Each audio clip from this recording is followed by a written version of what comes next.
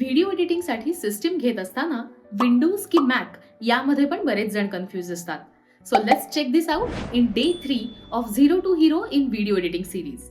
मॅकच्या system थोड्या costly असतात. विंडोजमध्ये तुम्हाला बजेट फ्रेंडली ऑप्शन्स अवेलेबल आहेत.